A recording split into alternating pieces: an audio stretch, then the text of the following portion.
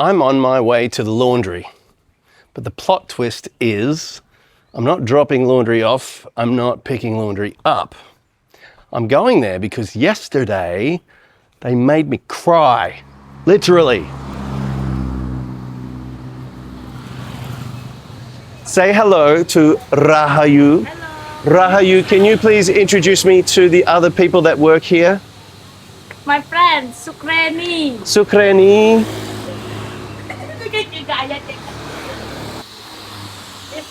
My mother. Hello, mother. My friend, Susi. Thank you. You guys do an amazing job here. Before I arrived here, I was at a different accommodation in a different town. I got here, once I'd unpacked a little, I got straight into the pool and I noticed that my ring was missing from my wedding finger. I leapt out of the pool, I WhatsApped the hotel and said, hey, I was staying in room 10. I'm pretty sure I've left my ring somewhere in the room. But they got back to me and said, sorry, no ring. And my heart really, really sank.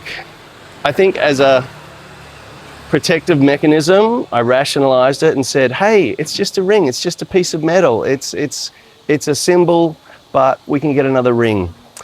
I fessed up to my wife, who also shared a similar view. Hey, we'll get you another ring. And yeah, I tried to convince myself it wasn't a big deal. But over the next couple of hours, I kept sort of seeing my finger. You don't realize how much you play with a ring until it's not on your finger. And every time I noticed it was gone, my heart sank a little bit more. Fast forward, it was the kind of day where you just got to get boring stuff done. I dropped off my laundry. I mentioned it was a fast turnaround. I came back and on top of the laundry, in a little plastic bag, sticky tape to it, was my ring. And it just killed me. I was speechless. I stood like a statue. I couldn't move. It was a strange experience. I eventually said, Sebentar, give me a moment. And then my eyes started welling up. And the lady said, oh, mister, don't cry. And that, of course, was when the waterworks started. But I think they were tears of joy and tears of relief. Look, it's a modest ring with a modest little stone in it. And I'm not suggesting that people in general are unethical or dishonest, but as modest as it is, it could be a real bonus for someone without honesty, without integrity, without ethics. And so I'd love to be able to repay these guys just by you making a mental note or writing it down. If you know you're coming to Lovina area, if you know you're coming to Kota Singaraja, or even indeed Sambangan, if you need laundry done, please come and see these guys. It is the cheapest, fastest, freshest smelling laundry from the most beautiful people, honest people, ethical people. I'm not a car person. I've never owned one. I don't know anything about them. But for any Aussies watching, even I know how iconic this vehicle in front of me is, and I'm very, very surprised to see it here in Sambangan, Sukawati, Buleleng. I've been riding past this Kingswood every time I come and go from my accommodation, hoping that I might see someone standing in the vicinity who might be the owner, who can not so much tell me about the car, but there's a man. Hello. Boleh saya merekam video mobil Anda ya? Yeah. Okay. Siapa nama Anda? Cecep. Cecep. I have been extraordinarily lucky. Cecep just opened the door as I was filming the car, and he's going to give us a little tour of the car. We'll have a look at the engine and have a look inside the car as well. 173 inline.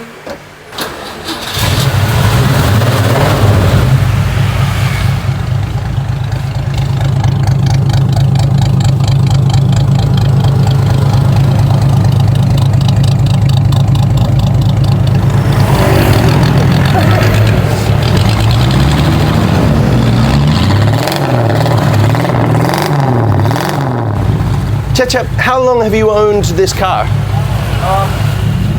8 years. 8 years. And do you own other Holdens as well? Yeah. Cecep was just telling me that there's a Holden car club here, about 30 minutes ride from here, where there's a whole lot of Holden. So if you are a Holden fan, what is the name of the place where the rest of the Holdens are? And here?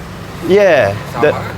Oh, di Penarukan. Penarukan.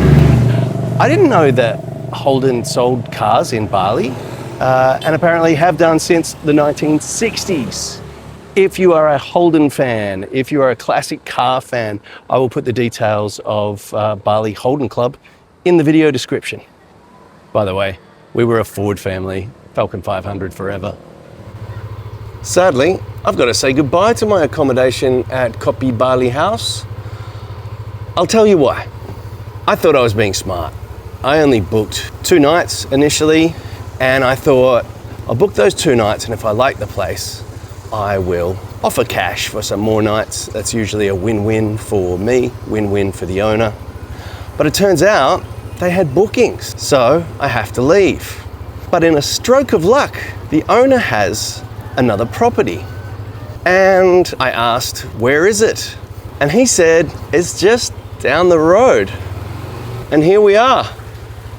This is called Cliff House. Let's take a look inside.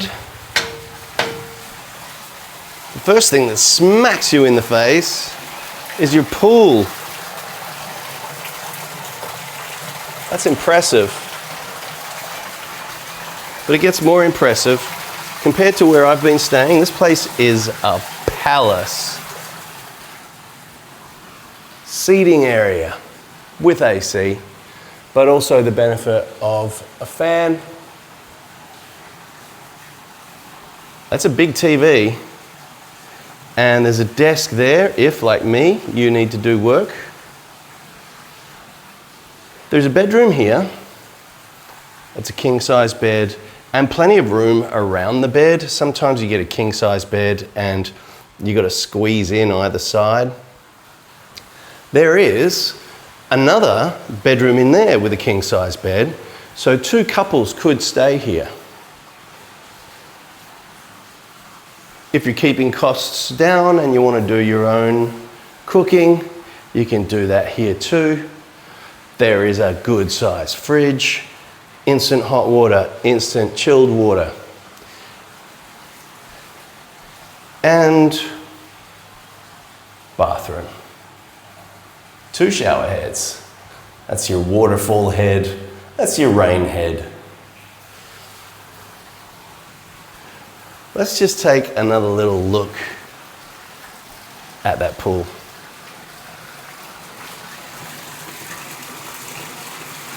And what do you think the price per night at this place is? Did you think 500,000 rupiah? That's under 50 Australian dollars. So if you can see yourself or yourself and some friends, the other room I showed you with the closed door, if you need that room as well, which is got a king-size bed in it, that's an extra 300 per night. So that would be 800,000 per night total if you had 3 or 4 people that required 2 rooms. I will put the WhatsApp number of Novi, the villa manager, in the video description.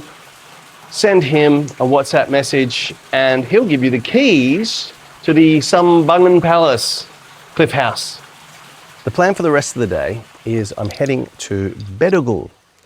It is an elevated lakes area where this region, Sukasada, meets Bedugul, a kind of intersection also with Munduk.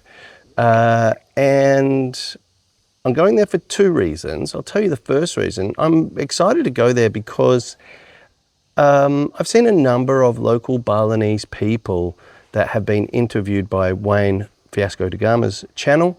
And when he asked them where their favourite part of Bali is, a number of them have said Bedugul.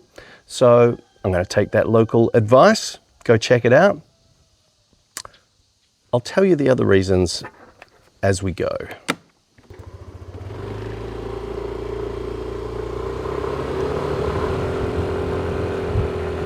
The other reasons are, it's just a lovely ride. I've done 3/4 of this ride before, but not the part from, oh wow, check out those marigolds. I learned the word for flower yesterday, or maybe it was the day before. Bunga, B-U-N-G-A, bunga. Chantik, bunga chantik, lovely flowers, that's marigolds. They're used in daily offerings, ceremonies. And certainly this is not a moto vlogging channel, but I do follow multiple Balinese moto vlogging channels. That's how I find some of the places that I go to. I'll start with DK6060 Bro. He goes everywhere in Bali. His footage is supreme quality, and he's a little bit more about the ride than the destination. Another one is Gus Tour. He's got a really peaceful vibe about his videos, and he gets around a lot of places in Bali as well. And then there's Jelajah Bali. Different vibe. He concentrates on small village rides. So you get to see all the cute little out of the way places, a lot of hidden gems. There are a couple of cracking views worth stopping for along the way.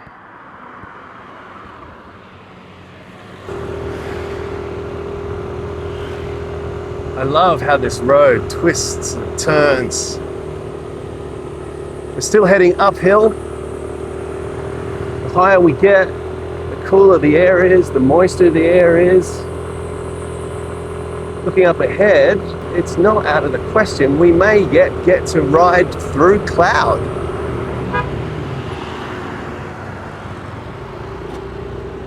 Just taking a little side quest.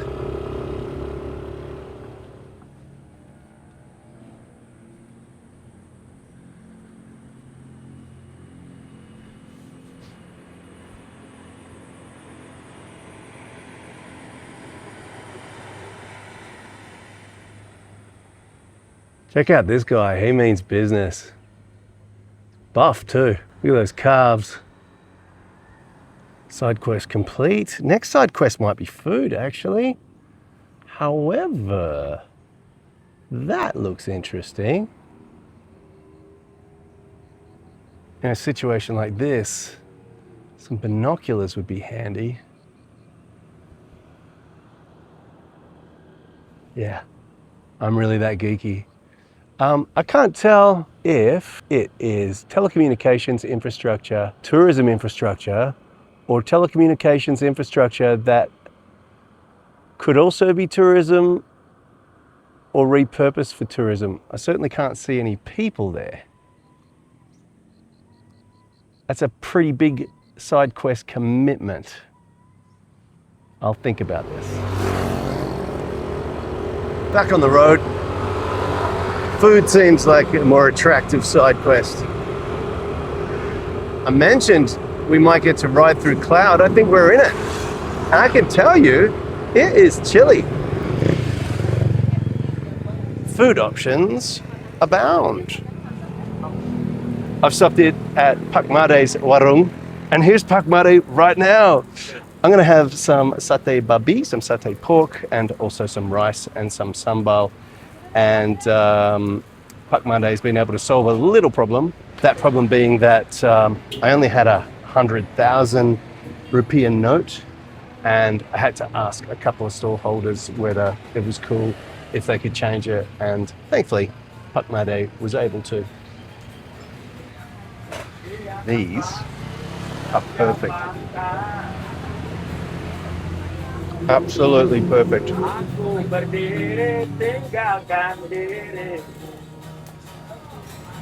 Food with entertainment.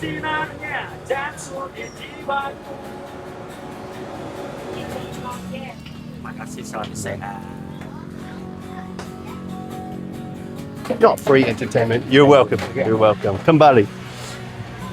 Look, it could have been free, but I was enjoying it. Terima kasih, Bu. So good, in fact. I've gone for seconds, so that's how you know I'm not just saying it's awesome for the YouTubes. back on the road. I'm looking for a left to take me off this main road and potentially down to the lakeside.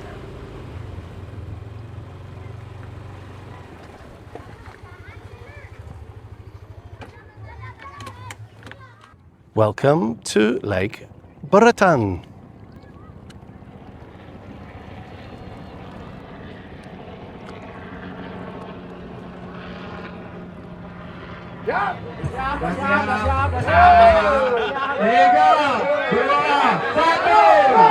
All right, this looks like a bit of fun. These guys have got hooks on their hats and there's a ring on a string.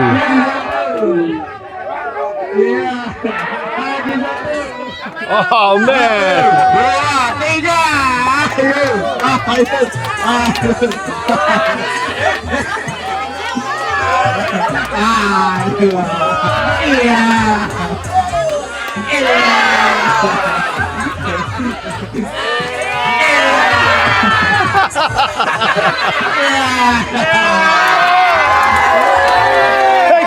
Thank you.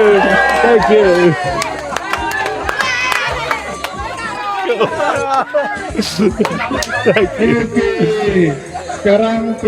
you.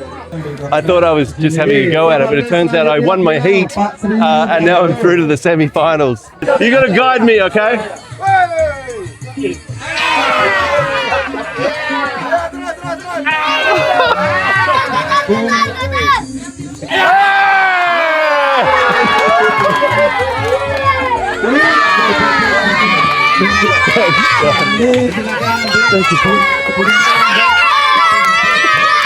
Somehow I managed to come third and I get to pick a prize. I came third! Success! Success! Thank you. Well, that was cool fun. That could be the most fun I've had on this trip. It's funny, you know, when you're traveling solo, you get to experience a lot of things, you get to see a lot of things, you get to meet a lot of people, but you don't always get to have fun. And so I'm glad I came here. That was fun. Just stopping for a coffee because I had a little yawn as I left the lake. Also, it's threatening to rain. I hope it doesn't. And if it does, I hope it doesn't for too long. But this gives me an opportunity to have a look in the swag bag that I won for coming third in the Crazy Hat competition. I thought it would be rude to look inside immediately upon receiving it. Let's do the, oh, I think, what? This could be liquid.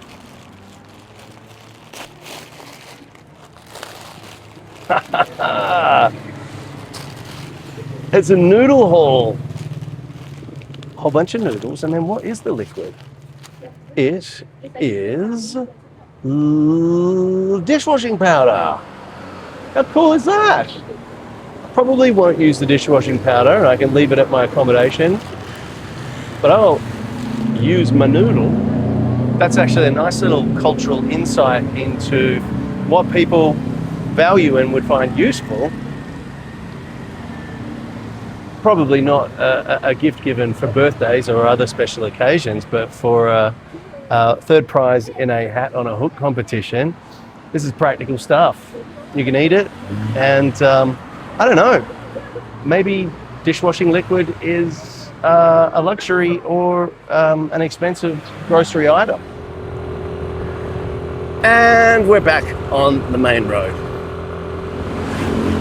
As things turned out, there was quite a bit of motor vlogging in this episode.